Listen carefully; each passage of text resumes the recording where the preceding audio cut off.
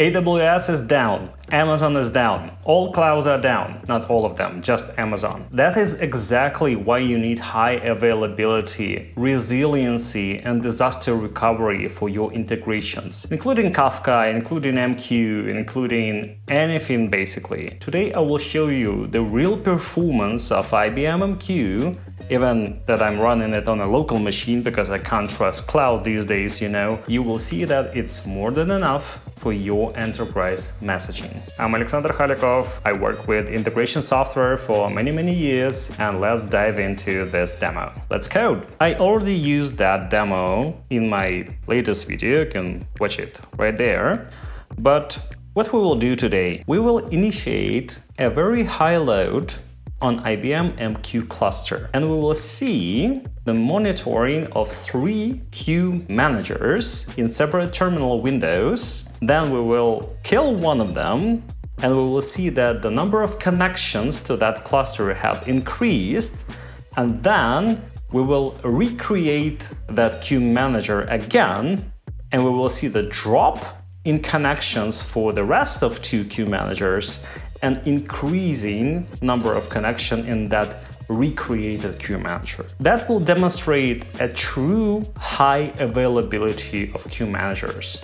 Because with MQ, you can even run it in different geographical locations. Let's say you run it in the cloud and your cloud provider is down for some reasons. You still have a backup, let's say in your in-house data center or in another cloud. Let's do it. We need to run docker compose up command, and we need to add -d flag because we need to run it in detach mode, because without that flag we will still be in MQ container. Now I will show you that we have 3 queue managers up and running, and to do that you just need to run this command, docker ps. The status is that 3 queue managers are up for 38 seconds. That's just now. Next thing that we need to do is to run 3 monitoring scripts in 3 separate terminal windows. First one is for QM1, and we will run this script for QM manager number 2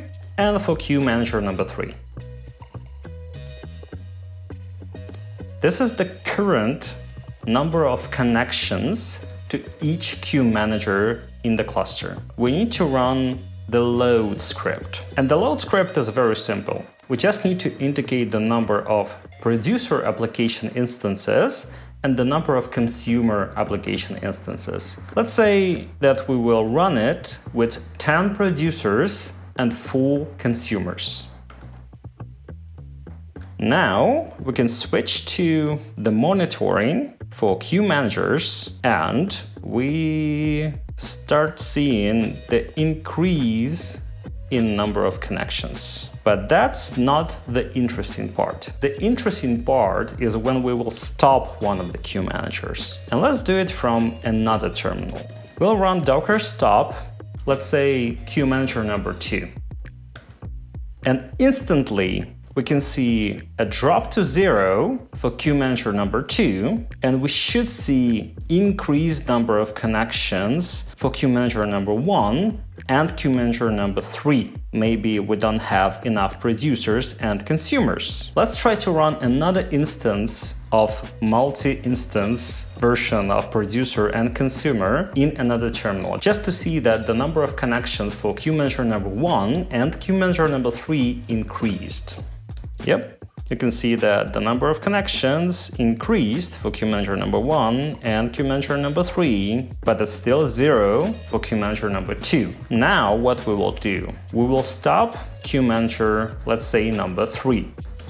Queue manager number 3 has stopped, and we can see in both terminals that we're still producing and consuming messages to MQ cluster. You see that the number of connections for queue manager number 2 and queue manager number 3 dropped to 0 because both queue managers were stopped, and number of connections for queue manager number 1 increased to 85. And now we need to bring these 2 managers back to the cluster. We need to start them. So we will start queue manager number 2, and we will start queue manager number 3.